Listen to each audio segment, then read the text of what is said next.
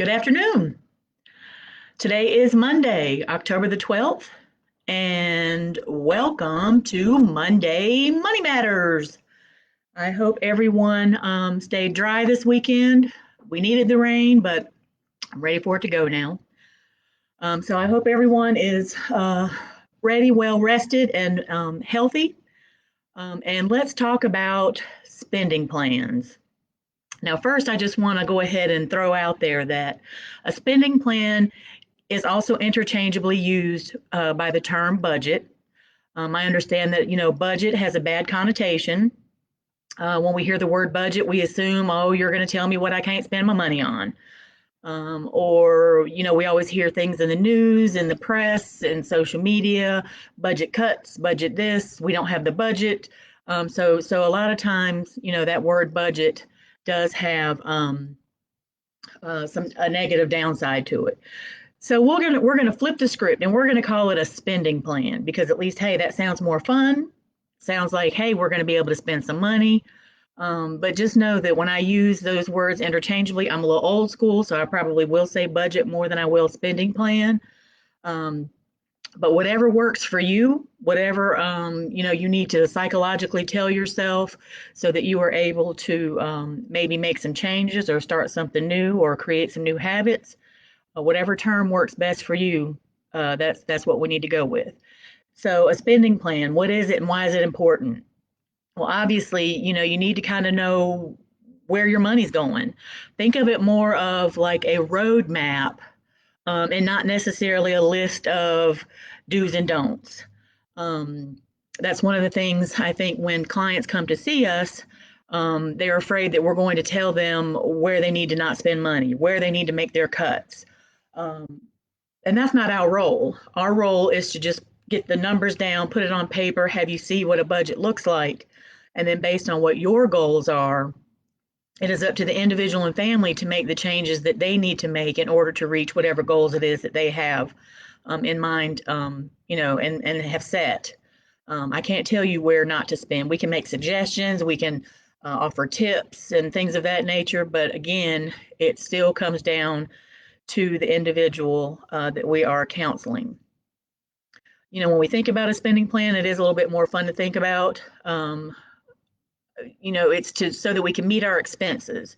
A spending plan or a budget is just simply, and no matter how much technologically advanced we become, even if we end up being a cashless society one day, a budget is a budget is a budget. It is still the amount of money coming in and the amount of money going out with regards to our household expenses. And or think about your household as a business. If you were to run your home as a business, how would you handle your money or your personal finances? And there may be some of you listening right now that do have a business or a side business or want to start a business. And so getting your personal finances in order will also equate into hopefully managing your business finances as well. So we also want to think about a spending plan to achieve whatever our savings goals are, or financial goals rather. And maybe part of those financial goals is saving. I was never a big saver growing up and through my younger years and all of that. And again, I felt like most of the time as a single mom, I didn't have it to save. And a lot of times that is the case. Sometimes we are stretched very thin, especially right now during a pandemic. But even if it was $1 a week, $1 a month, starting small, just start somewhere. Because even if you're not saving $1 a month, at least by the end of the year you've got 12 bucks. May not be 12 bucks that you had before, but it's still something. And then you slowly are beginning to create a new habit of saving, and then you up it to 2 bucks a month, and then to 3, and et cetera, et cetera. I had to trick myself to start saving. And so sometimes we have to do whatever that is to kind of get us started on our path to a new healthy financial habit. A spending plan, think of, and there's different ways to kind of think of your budget or your spending plan. A lot of terms that I'm hearing more frequently now are like your buckets. So you have your spending buckets. You have to pay yourself first bucket. And y'all, I have to tell you, like for a long time, I really thought that pay yourself first meant go to the mall and buy a pair of shoes, but that is not what that means.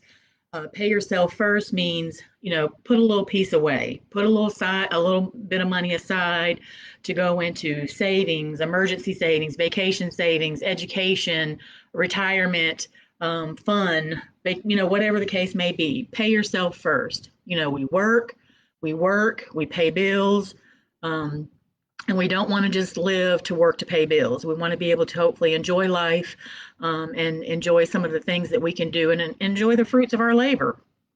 So pay yourself first, and whatever that means with regards to putting some money aside. Um, and then we have the biggest bucket probably, which is the must-haves. The certain things that we have to have, and we have to think of those in our needs versus wants. Our essentials, our necessities, the things that we have to have in order to live. So shelter, food, clothing, medication, transportation, and whatever that means for you. Those are the things that we need in order to live, to manage, in most instances anyway. Everything beyond that, you have a little bit more flexibility or leeway with. Expenses come in fixed or variable. So a fixed expense is going to be your rent or your mortgage payment, something that stays the same amount pretty much all the time consistently for a specific period of time. Those variable expenses, those are the ones that usually get us caught up because we're not sure what it could be from month to month. Especially with utilities, between, the air conditioning season and the heating season, you never know what your bill could be. And then you live in Winston-Salem, North Carolina, or in places where you could have the heat on in the morning and the air on at night.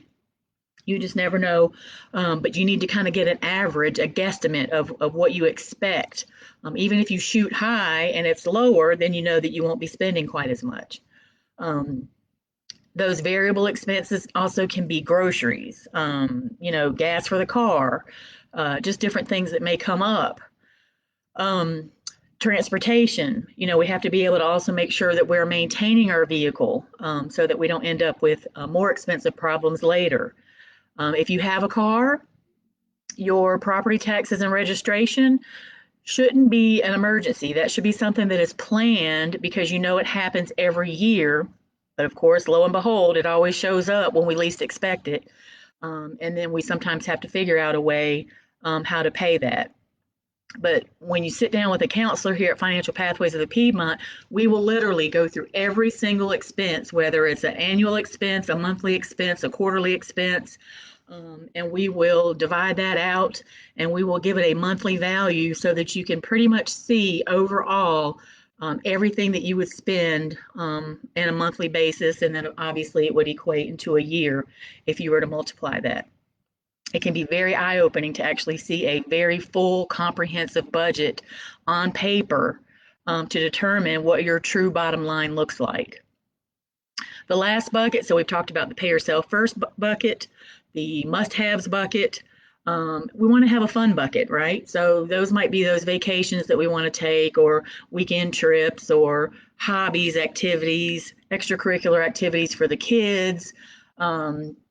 Our own extracurricular activities. I like to bike, so sometimes there's some expenses with that, or places that I want to specifically go.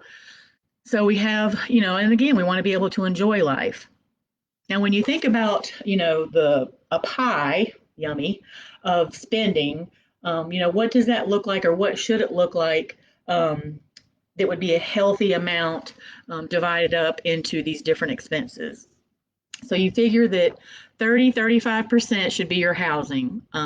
We know, or we should know, that affordable housing is supposed to be around 30% of your income. We also know that affordable housing sometimes is an issue, especially here in Winston-Salem, Forsyth County, and probably all across the country. So sometimes there are a lot of people that are rent or mortgage burdened because of the lack of affordable housing. But that's kind of like the guide to think about, to strive for. 25% is going to be all that stuff around life stuff. So the utilities and groceries and doctor bills, doctor visits, just all that life stuff.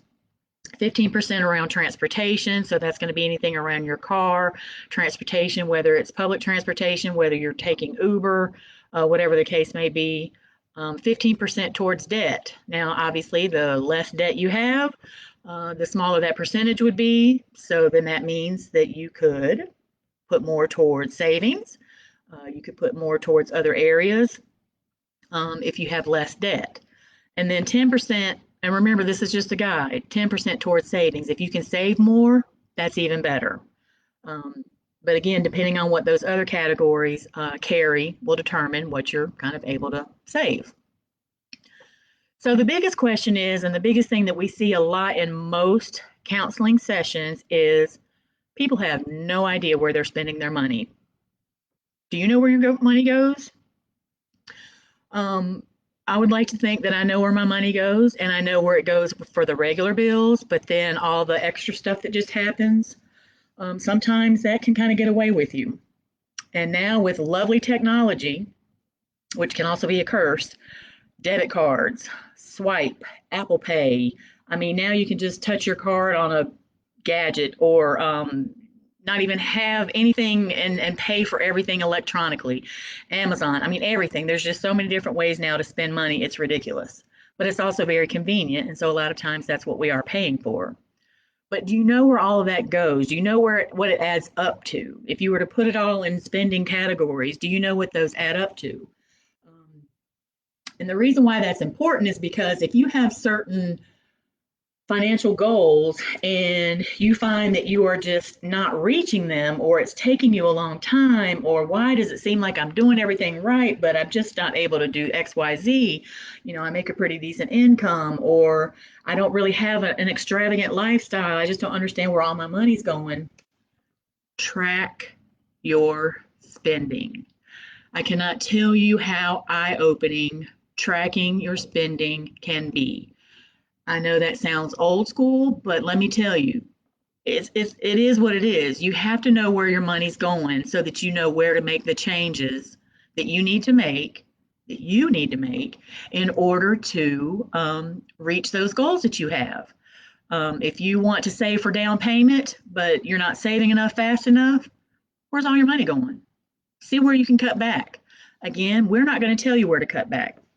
That is up to you. Everyone's individual household, their structure, their values, their goals, what's important to them, their family status. I mean, everything. It's different. So I can't tell you where to cut your money because your lifestyle and the things that are of importance to you can be totally different from mine. So there's no way that I can tell you not to spend X amount of dollars on a particular product or service, because that may have a whole different meaning for you than it does in my household. I'm telling you, even though technology is great, if you go back to just writing it down and then tallying it up over a period of time, it'll blow your mind.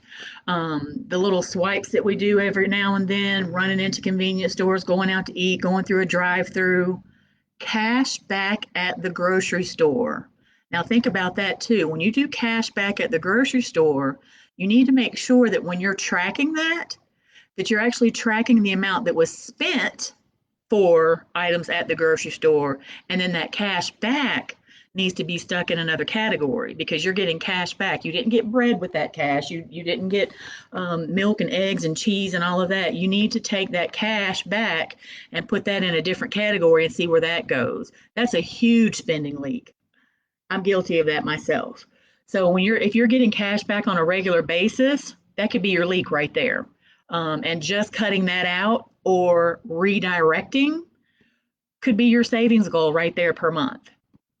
And it's easy to do. I know that for me, especially depending on ATMs or locations or fees or this, that, and the other, sometimes it's easier to pop into a grocery store, get a drink or something that you need anyway, do cash back. It's free, and you can get your money like an ATM and keep it moving.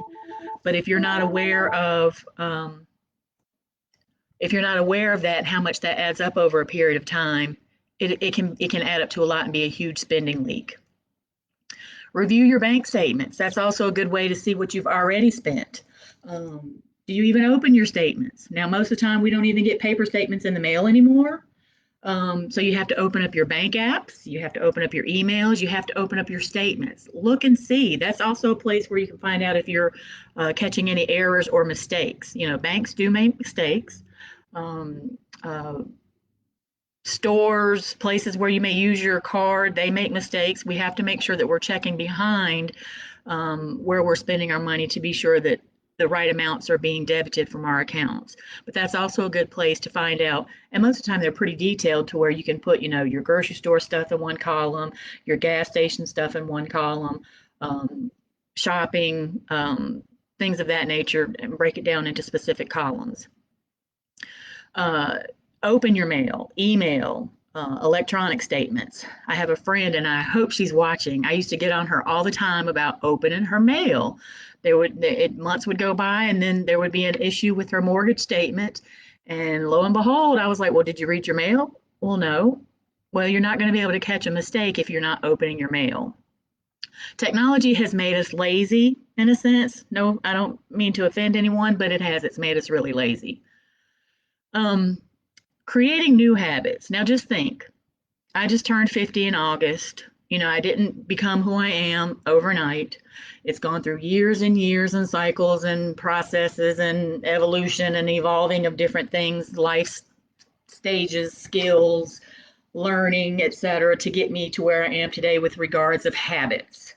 I have some really good habits and I have some not so good habits, and I've kicked some habits. So anytime we're trying to create new habits, we have to do it on an ongoing, continuous basis in order to get it to the point where it's going to stick. I've read where like 66 days is this magical number. I don't think there's really a magical number where poof, you're going to automatically create a new habit in 66 days, but you do have to keep doing it over and over and over for it to stick. Tricking myself to save, having payroll deduct money to go into a completely different bank, into a completely different account so that I didn't even see it, and kept my regular checking separate in a different bank was the way that helped me trick myself to saving, and it worked. After a while, you get used to it, and I just get used to the one deposit into my regular checking, and I don't even realize or remember the amount that's gone into savings. Now it's taken me probably 3 good years to get to that habit, but again, it's doable. You just have to really be consistent and be willing and wanting to change and doing what it takes to change. Autosave, like I said, with payroll deduction. To me, if you have the ability of seeing your checking and your savings all in your same bank app or online, and you can move money around too much, that may be tricky or may be too hard for some people. It may be hard to discipline yourself to not do that. So that's why sometimes maybe having your accounts in separate banks is helpful. Doing the roundup. There's a lot of banks and institutions that now, if you make a purchase of, you know, $20.76, then they're going to round up to $28 and they're going to put that 24 cents. You like that math? That 24 cents over into your savings account. That way it's done automatically and you don't even realize it. And over time, you're building some savings. There's even something called zero balance budgeting. I haven't tried it yet, although I've always been curious about it. But literally, you budget every single dime of what it is that you have for that month. So that means that, you know, you have your regular bills, you have this is what I'm going to spend for groceries, this is what I'm going to spend for gas, this is what I'm going to spend for XYZ, this is what I'm going to put into savings, and you basically budget out every single thing until there's zero, which means you have to do that wisely so that you have money that you want hands-on until your next pay period figured out as well. I'm sure that would take a lot of creativity and a lot of discipline and a lot of attempts to get it right. I forgot to put my phone on do not disturb, sorry. So that's also another option. There's just so much information out there. There's so many options. There's bank apps. There's spending tracking apps. There's just so many different ways, but literally, even if you have some of those tools, you still have to utilize or review them or access it and see what it is that you're doing. If you have an app that's putting all of your spending into categories, well, then what are you doing? You still have to review it and find out, is this too much? Should I be cutting back? Well, no wonder I'm not saving. I'm spending too much money at Dunkin' Donuts, which is right across the street from my office that I hit just about every morning. There's a spending leak. Um, so just looking at little things like that that can actually add up over a long period of time. And then if you figure you multiply that times 12 months, that's potentially a huge savings goal right there. So what I'm going to do, because I'm about to end this, I'm going to put a link. I think I can put this down here in the comment section. Did that go? And that is actually a link to our website. Under tools and resources, we actually have a spending tracker worksheet. It's an Excel spreadsheet. It has just a bunch of different columns, of course, columns that aren't necessarily applicable for your family. You can always adjust, cross them out, make it work for you. And I'm throwing out a challenge for everyone that is viewing and everyone that will see this this Monday Money Matters. It is October the 12th. We're about to go into the holiday season, which also means then around the corner is a new year. And to not be so cliche to say new year, new you. We're just hoping we're beyond COVID by then, right? But I'm going to throw out there a 30-day challenge. I want everyone who sees this to shoot me an email, make a comment on this post that you are committing to a 30-day track your spending challenge. And for every post, comment, share, get your family, friends involved. And for those of you that have children that are old enough to say, hey, don't let mommy forget to write this down when we get home. Your kids will love to be able to tell you something to do. So sometimes you do have to get the family involved so that you can all make this a project to know that. And this is another way for kids to also learn the importance of budgeting and watching where your money goes. So let's hashtag spending. Wait a minute, how were we going to say that? Track your spending or track spending challenge. We need to get a little hashtag. I'll get a little hashtag going as soon as I get off this this Facebook Live. But yes, I challenge everyone to track your spending, every dime, penny, for 30 days. So that means by the next month, November, probably around November the 9th or the 16th, I'll look and count out the amount of weeks exactly. And we will come back and hopefully some of you will be willing to share what you have gleaned from doing your tracking. We will be back next week for another topic. And I apologize, I am not prepared to tell you what that topic is. I forgot to pull up my sheet. But just know that I appreciate you watching. Track your spending. Track, track, track. Link in the comments to our website with our spending tracker worksheet.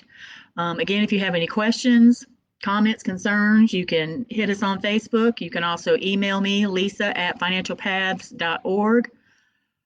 Check out our website at financialpaths.org, and I hope everyone has a great Monday. Thank you. See you next week.